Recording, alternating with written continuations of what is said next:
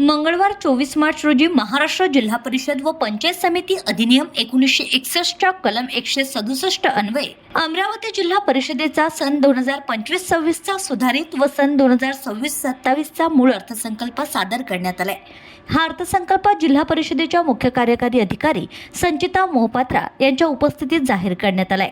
यावेळी जिल्हा परिषदेचे अधिकारी व कर्मचारी मोठ्या संख्येने उपस्थित होते। अमरावती जिल्ह्यात एकूण 14 पंचायत समित्या व 841 ग्रामपंचायती कार्यरत आहेत।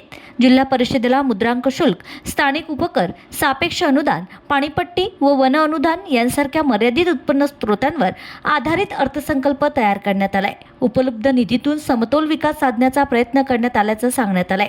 सन 2025-26 साठी सुधारित तरतूद 37,25,31,060 रुपये असून सन 2026-27 साठी 39,99,28,764 रुपयांची तरतूद करण्यात आली आहे। मागासवर्गीय, महिला व बालकल्याण, दिव्यांग, कृषी, शिक्षण, आरोग्य, सिंचन, पाणीपुरवठा व पशुसंवर्धन या क्षेत्रांसाठी स्वतंत्र निधीची तरतूद करण्यात आली आहे।